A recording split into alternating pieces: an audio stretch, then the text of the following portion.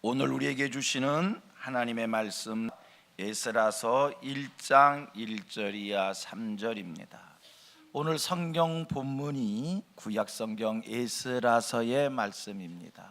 에스라서 사람 이름인데요, 에스라 하면 여러분 무엇이 떠오릅니까?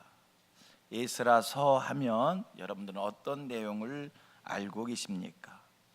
에스라는 남유다가 바벨론 포로되어져 있을 때 포로 귀환 지도자였습니다. 남유다가 바벨론 나라에 망하고 두 번에 걸쳐서 귀환을 하게 되는데 두 번째 귀환 지도자가 에스라였습니다. 그는 선지자이며 동시에 서기관이었습니다. 그리고 그가 기록한 에스라서의 내용은 바벨론에서 유다로 귀환하는 이스라엘의 역사를 소개하고 있습니다. 다시 얘기하면 이스라엘 회복에 대한 말씀이 에스라서의 말씀이고요, 연대로 얘기하자면 주전 536년부터 주전 458년까지의 역사이고, 그렇게 얘기한다면 에스라서는 이스라엘 마지막 역사를 소개하는 내용입니다. 구약의 마지막 끝부분. 에스라서가 구약 성경 중간 부분에 나오기 때문에 우리 생각에 에스라서의 내용이 이스라엘 역사의 중간 부분을 다루고 있는 게 아닌가 이렇게 생각할 수 있습니다만 그렇지 않고요, 구약 이스라엘 역사의 말미입니다. 아까 말씀드렸습니다. 주전 536년부터 458년까지의 역사이다. 여러분들이 알다시피 예수님이 이 세상에 오실 때 이제 세례 요한 등장이지요. 신약 성경이 세례 요한 등장부터 시작되는데 세례 요한 등장부터 구약 마지막 역사 이 400년 동안에는 선지자들이 없었습니다. 458년 에스라 선지자 이후에 학개, 스가랴, 말라기 요 정도의 사람들이 마지막 역사 나오지요. 그 이후 400년은 선지자가 등장하지 않았던 시기이기 때문에 이 에스라서는 구약의 거의 끝자락 마지막 역사를 소개하는 것이다, 이렇게 이해하시고요. 그런 배경 속에서 오늘 설교를 여러분들이 들으시기를 바랍니다. 에스라서는 전체가 10장으로 되어져 있는데 이 에스라서의 말씀을 쭉 읽다 보면 우리가 한 가지 마음에 확 새겨지는 게 있습니다. 뭐냐면 하나님께서 역사의 주관자이시다.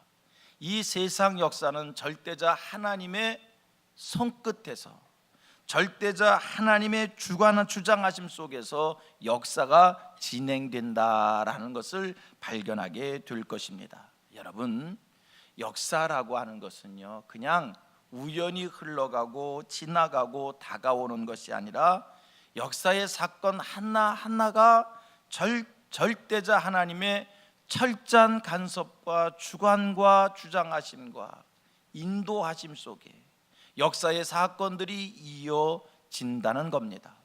우리 기독교 하나님은 과거나 현재나 미래나 동일하신 분입니다. 지난 이스라엘의 역사를 하나님이 주장하셨다면 분명한 사실 오늘도 하나님이 이 역사를 주장하신다는 겁니다. 여러분, 지금 미국의 대통령이 트럼프이고요, 우리 한국은 문재인 대통령이고요, 북한은 김정은이가 지도자입니다. 우리는 이것을 우연이라고 말하지 않습니다. 우리의 믿음의 고백은 이것까지도 하나님의 주장하심이다, 주관이시다, 하나님의 간섭이다, 하나님의 계획이다, 하나님의 뜻하심이다, 하나님의 섭리이다, 이렇게 표현합니다.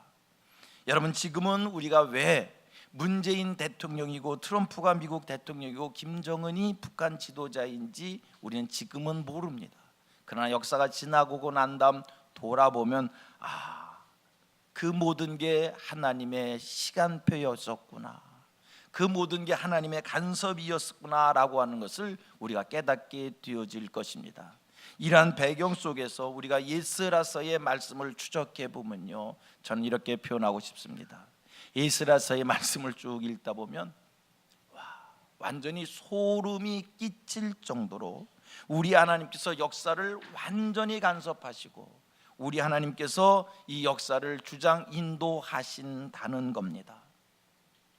에레미야서 25장 말씀을 보면 하나님이 무슨 말씀을 하시냐면 이스라엘 백성들이 70년 동안 바벨론 왕을 섬기게 되어질 것이고 70년이 끝나면 바벨론 왕과 그의 나라가 완전히 황폐케 되어질 것이다 라는 예언의 말씀을 주십니다.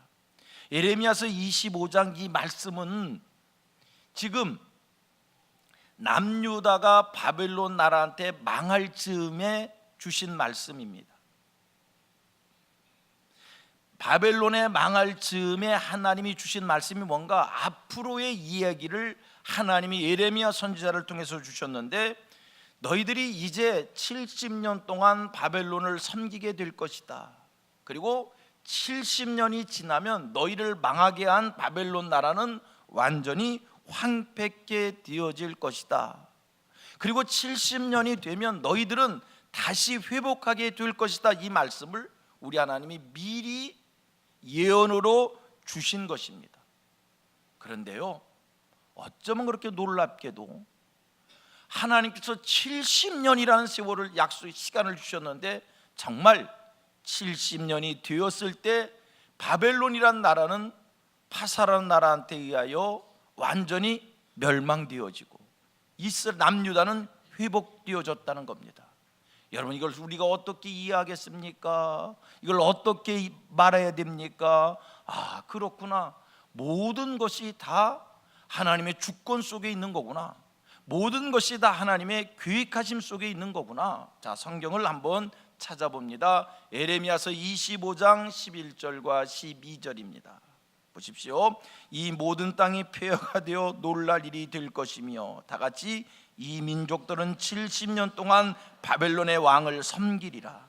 여호와의 말씀이니라. 다 같이 70년이 끝나면 내가 바벨론의 왕과 그의 나라와 갈대인의 땅을 그 죄악으로 말미암아 벌하여 영원히 폐허가 되게 하되 70년 동안 바벨론 왕을 섬기리라. 70년이 끝나면 그 나라를 영원히 폐허가 되게 하리라. 하나님께서 이렇게 말씀 주셨는데, 여러분, 한치의 오차도 없이 하나님이 말씀하신 대로 역사가 그대로 되어졌다는 겁니다. 그렇다고 할 때 세상 역사 누가 주장하시는 겁니까? 누구의 손끝에 있는 겁니까? 누가 관여하시는 겁니까? 하나님이 관여하시고요, 하나님 손끝에 있고요, 하나님의 주권하에 세상 나라가 되어진다는 겁니다. 역대하 36장 20절로 23절까지의 말씀을 한번 또 봅니다. 역대하 36장입니다. 칼에서 살아남은 자를 그 다음 다 같이 그가 바벨론으로 사로잡아가게 하매 무리가 거기서 갈대 왕과 그의 자손의 노예가 되어 바사국이 통치할 때까지 이르니라.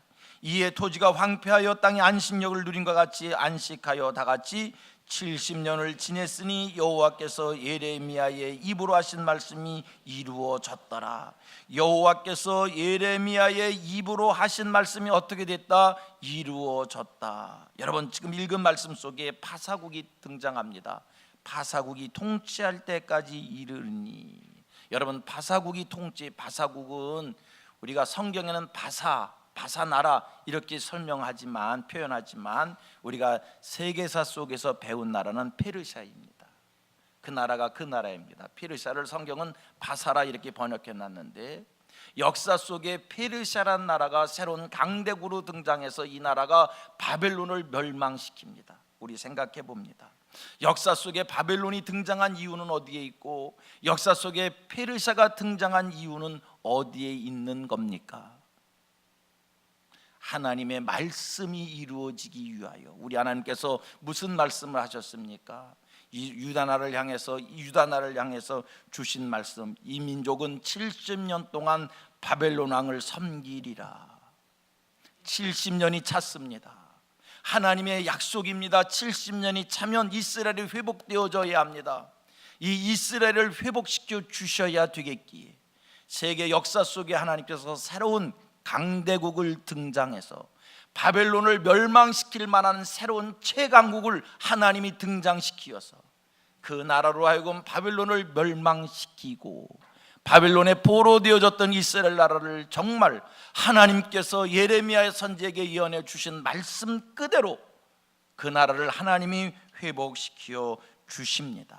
성도님들, 세상 역사가 누구 뜻대로 되어지는 겁니까? 우리 생각에는 이 세상 역사가 그냥 흘러가고 흘러오는 것 같지만 어느 날 갑자기 새로운 나라가 등장하고 어느 날 갑자기 새로운 나라가 무너지는 것 같지만 그 모든 것이 철저한 하나님의 주권하에서 하나님의 계획하심 속에서 하나님의 주장하심 속에서 나라가 등장하고 나라가 무너지고 한다는 겁니다. 우리 같이 고백합니다. 세상 역사는 하나님 주권하에 있습니다. 믿으십니까? 하나님께서 하나님의 말씀을 이루시기 위하여 오늘도 이 세상 역사를 하나님이 주장하시는 줄 믿습니다. 우리 기독교 하나님은 어제나 오늘이나 내일이 동일하신 하나님입니다. 지난 과거 구약의 역사를 주장하셨다라면 오늘도 하나님이 역사를 주장하시고 앞으로 미래의 역사도 하나님이 주장하십니다. 여러분, 하나님이 천지를 창조하신 것을 믿는 것처럼 세상 만물을 하나님이 주장하신다는 것을 믿으시기를 바랍니다. 한 번 더 반복할까요? 이 세상 만물을 하나님이 창조하신 것을 믿으신다면 이 세상 만물도 하나님이 주장하신다는 것을 믿으시기를 바랍니다. 여러분, 우리가 성경을 보면요, 좀 전에 설명드린 것 같은 그렇게 소름이 끼칠 만한, 어쩌면 이렇게 하나님이 모든 것을 주장하시는가, 그런 것을 느낄 만한 그런 말씀이 얼마나 많은 곳에 설명되어져 있는지 모릅니다. 보십시오. 창세기 15장 말씀을 보면 하나님께서 아브라함에게 예언의 말씀을 주셨어요. 네 후손들이 이방에서 객이되어 400년 동안 섬기게 되어질 것이고 그 후에 4대 만에 400년 후에 그 후에 4대 만에 너희들이 가나안에 돌아오게 될 것이다. 이 말씀을 누구에게 주셨다고요? 하나님께서 아브라함에게 주시었습니다. 성경을 찾아봅니다. 창세기 15장 13절 이하입니다. 여호와께서 아브라함에게 이르시되 너는 반드시 알라, 너는 반드시 알라. 다 같이 내 자손이 이방에서 객이 되어 그들을 섬기겠고 그들은 400년 동안 내 자손을 괴롭히리니 그들이 섬기는 나라를 내가 징벌 할지며 다 같이 그 후에 내 자손이 큰 재물을 일끌고 나오리라. 쭉 내려가서 16절을 봅니다. 16절 다 같이 시작. 내 자손은 4대 만에 이 땅으로 돌아오리니. 여러분, 성경이 무엇을 얘기합니까? 아브라함에게 이 말씀합니다. 너는 반드시 알라.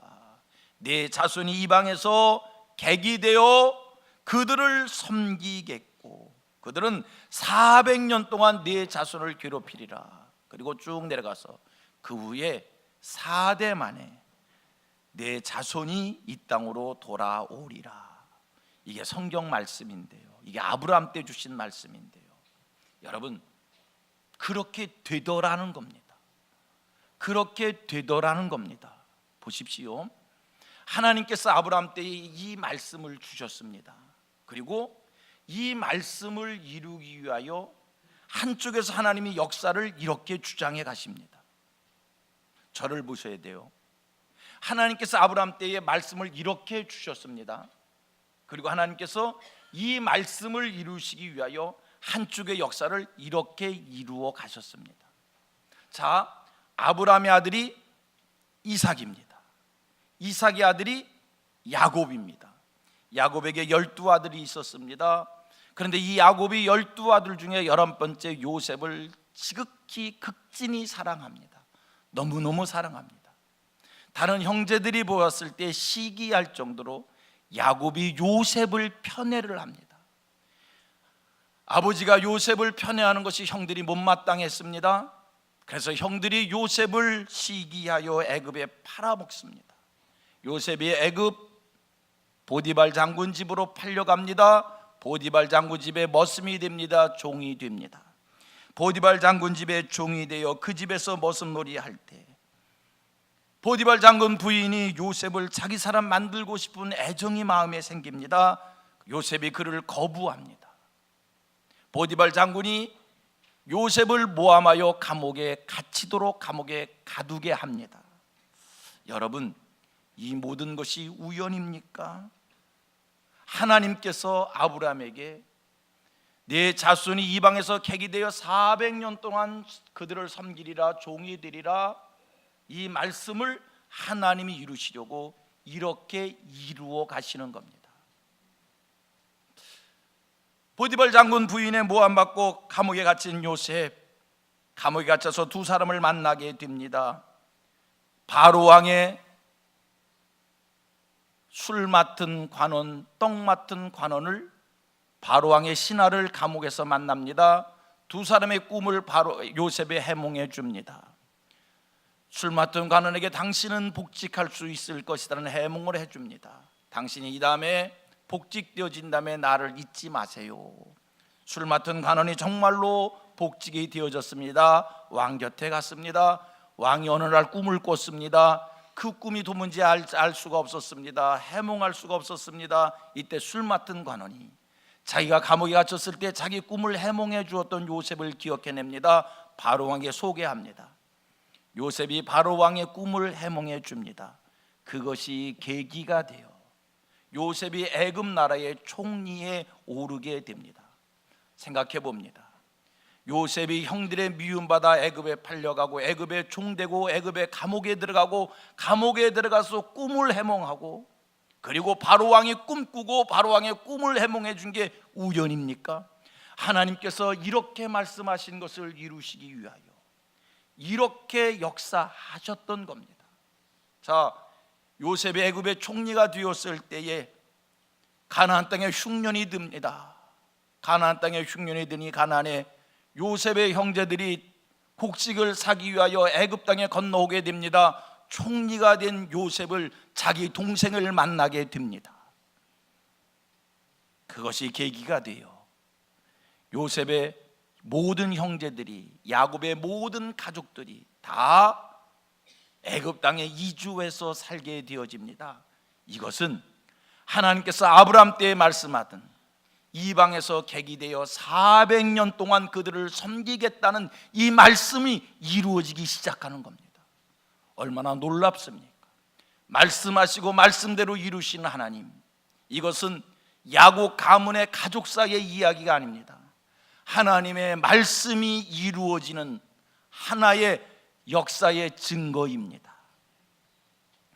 드디어 400년이 다 되어져 갈 즈음에 우리 하나님 또 일하기를 시작합니다. 한편으로 하나님이 모세를 준비시킵니다. 모세를 하여금 60만 대군의 지도자가 될 수 있도록 하나님께서 그들을 모세를 다듬고 연단시키어 마침내 지도자가 됩니다. 모세가 이스라엘의 지도자가 되기까지의 과정을 또 더듬어 봅니다. 어느 것 하나 우연이 없습니다. 모세가 갈대 상자에 담겨져 요단강에 흘러내려갑니다. 갈대 상자에 담겨진 모세를 애굽의 공주가 발견합니다. 애굽의 공주가 그를 데려다가 왕자 삼습니다. 어느 날 모세가 왕궁에서 이스라엘 사람들의 다툼을 발견하게 됩니다. 그들의 다툼에 관여합니다. 쫓겨 그로 인하여 도망하게 되어집니다. 광야 40년 생활 시작합니다. 여러분, 우연입니까? 하나님께서 400년 만에 그들이 돌아오게 하기 위한 하나님의 일하심이었습니다. 400년이 되었을 때 애굽의 새로운 왕이 등장해서 이스라엘 사람들을 더 힘들게 합니다. 이스라엘 사람들 그때까지 잊어먹고 살던 하나님을 찾기 시작합니다. 하나님 앞에 구원을 호소하게 되어집니다. 우리 하나님 그 소리를 듣습니다. 그 소리를 들으시고 이스라엘을 구원하기 위해서 하나님이 준비시킨 모세를 등장시킵니다. 그래서 400년 만에 그들이 돌아온 겁니다.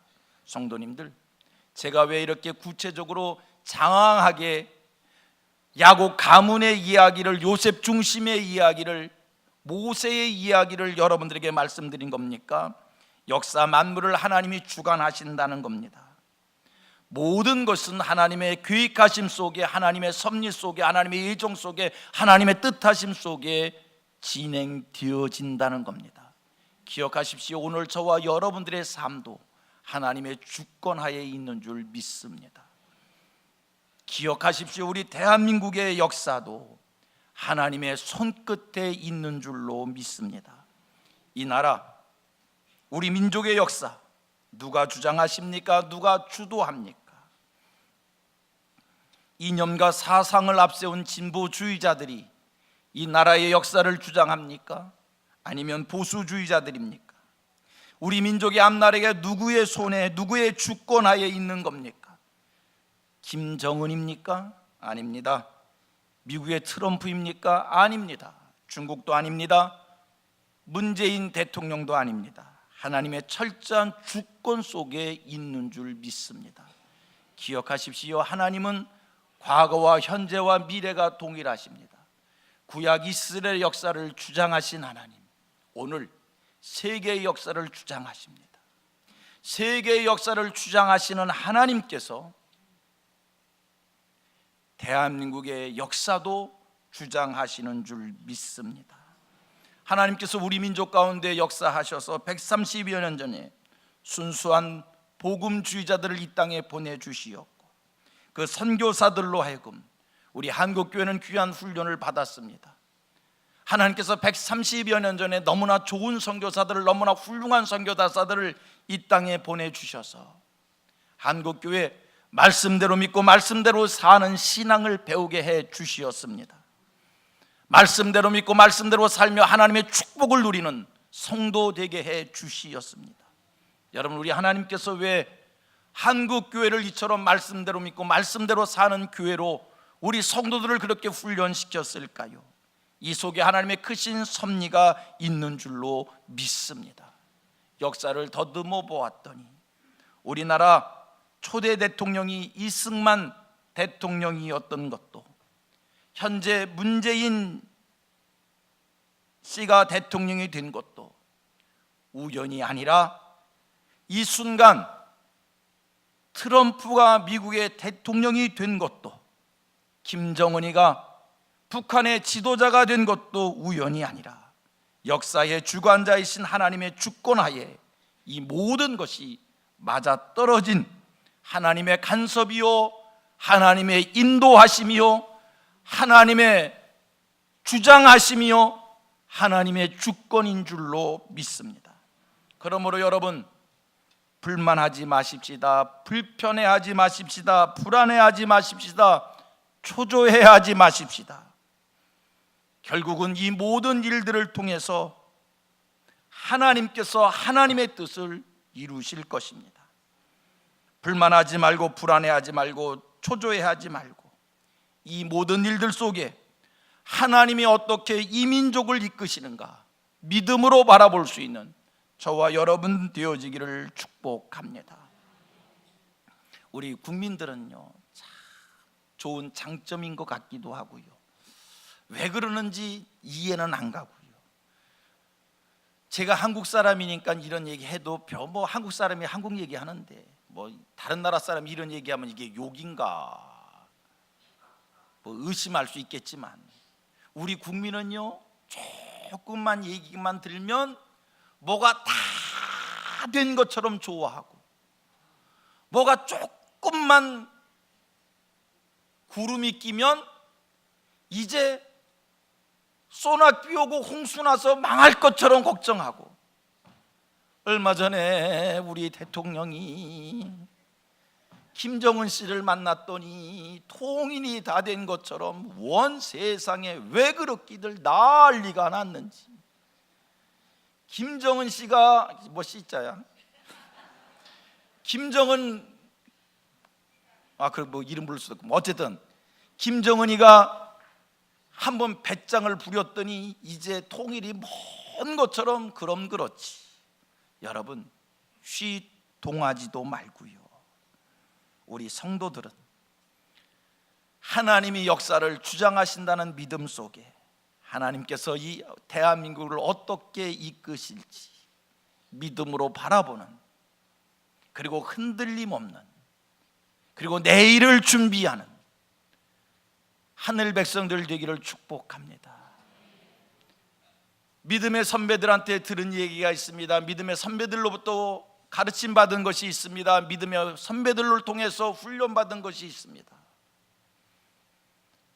우리나라가 지금은 남과 북이 나뉘어져 있지만 하나님께서 반드시 남과 북을 복음으로 통일시켜 주셔서, 하나님이 통일시켜 주셔서 역사의 마지막 때에 한 민족을 통하여 세계를 복음화한다는, 하나님께서 마지막 주수를 한다는 그러한 가르침을, 그러한 훈련을 우리는 믿음의 선배들한테 배웠습니다. 성도님들, 우리나라 통일 트럼프가 시켜주는 것 아니고요, 김정은 때문에 통일되는 것 아니고요, 어느 누구에서 되는 것이 아니라 하나님의 절대 주권 속에 하나님이 정하신 때에 이 민족 복음으로 통일되어질 줄 믿습니다. 여러분 설교 잘 들으셔야 돼요. 잘 듣고 기억하셔야 돼요. 제가 통일을 얘기하는데 앞에 무슨 말을 붙였어요? 우리나라 이 민족 하나님께서 복음으로 통일시켜 주실 줄 믿습니다. 민주주의 통일, 무슨 통일, 그렇게 표현하지 않습니다. 하나님이 복음으로 통일시켜 주실 줄 믿습니다. 이것이 하나님이 이 민족을 향한 거룩한 뜻인 줄 믿습니다. 이스라엘의 역사를 하나님이 그렇게 주장하신 것처럼, 아브라함의 자손들에 대하여 하나님이 그렇게 주장하신 것처럼 우리 역사도 하나님께서 그렇게 주장하실 줄 믿습니다. 그러므로 우리는 이 일 속에 사탄이 틈타지 아니하도록, 사탄이 방해하지 않도록, 하나님이 하시는 일들이 방해받지 않도록 우리 성도들 깨어 기도하고 하나님 뜻대로 하옵소서 부르짖어 기도하는 일을 쉬지 말아야 할 줄로 믿습니다. 오늘 우리에게 중요한 것이 있습니다. 일희일비하지 마시고요, 하나님을 신뢰하고 하나님을 의지하는 마음으로 복음으로 통일되는 이 민족의 내일을 바라보며 거룩히 준비해가는 저와 여러분 우리 되어지기를 축복합니다. 그러므로 이제 일어나 빛을 발하십시다. 이제 복음의 낫벌을 길게 울려 부십시다. 세계를 향하여, 열방을 향하여 복음을 들고 전진해 나갈 수 있는 거룩한 준비됨이 우리 조국과 우리 한국교회와 우리 성민교회 안에 충만하기를 축원합니다. 국가만이 아닙니다. 개인도 하나님의 주권입니다. 개인도 하나님의 간섭을 받습니다. 개인도 하나님의 철저한 주장하심 속에 삶이 이어지는 줄로 믿습니다. 여러분들의 삶을 누가 간섭한다고요? 내 삶을 누가 주장한다고요? 하나님이십니다. 보십시오. 요나가 제비에 뽑힌 것도, 요나가 깊은 바다에 던져짐도, 그를 큰 물고기가 꿀꺽 삼킨 것 우연입니까? 절대 우연이 아니라 하나님의 주도 면밀한 간섭이었습니다. 하나님의 뜻하심이 있었습니다. 에티오피아의 국고를 맡았던 내시가 광야길에서 하나님의 말씀을 펼쳐 읽습니다. 이사야의 말씀을 펼쳐 읽었습니다. 빌립을 만나게 됩니다. 빌립이 에티오피아의 국고를 맡았던 내시에게 묻습니다. 내가 읽는 말씀이 무슨 말씀이지 아느냐? 그것이 계기가 되어 그에게 세례를 베풀고 그를 복음을 믿게 합니다. 여러분, 광야길을 가던 에티오피아의 내시나 광야길에 나갔던 빌립이나 이사야 말씀을 펼쳐 읽었던 이 내시나 그에게 말씀을 풀어 설명했던 빌립이나 우연입니까? 하나님의 간섭입니다. 빌립의 안고 서는 것을 간섭하신 하나님, 요나의 안고 서는 것을 간섭하신 하나님은 오늘 저와 여러분의 안고 서는 것을 하나님이 간섭하시는 줄 믿습니다. 우리 옆 사람하고 이렇게 축복의 인사를 나눕니다. 당신의 삶을 하나님이 간섭하십니다. 정신 잘 차리고요, 바싹 차리고 따라하셔야 됩니다. 정신 바싹 차려야 됩니다. 실수합니다. 정신 바짝 차려야 됩니다. 옆 사람에게 이렇게 인사합니다. 당신의 삶은 우연입니다. 이런 절대로 우연이 아닙니다. 하나님의 철저한 주장하심입니다. 철저한 하나님의 주장하심입니다. 이렇게 옆 사람에게 인사합니다. 당신의 삶을 하나님이 주장하십니다. 여러분, 그렇다고 할진대 오늘 내가 여기에 있는 것도 하나님의 간섭이요, 하나님의 인도하심이요, 하나님의 일하심이요, 하나님의 귀익하심인 줄 믿습니다. 그러므로 삶이 어렵다고 포기하지 마시고요, 삶이 힘들다고 원망하고 낙심하지 마시고요, 이 일 속에 이루어질 하나님의 뜻을 기대하면서 함께 일어서십시다. 힘드시다고요? 어렵다고요? 몸에 질병이 찾아왔다고요? 낙심하지 마십시오. 그 일 속에 하나님의 섭리가 있습니다. 그 일 속에 하나님의 일하심이 있습니다. 함께 일어서시어 전진하기를 소원합니다. 하나님이 역사에 하나님께서 계획하신 일들이 지체치 않고 진행되어질 수 있도록 항상 깨어있고 또 하나님의 뜻을 생각하면서 쉬지 않는 전진이 저와 여러분의 삶이 되기를 주님의 이름으로 축원합니다.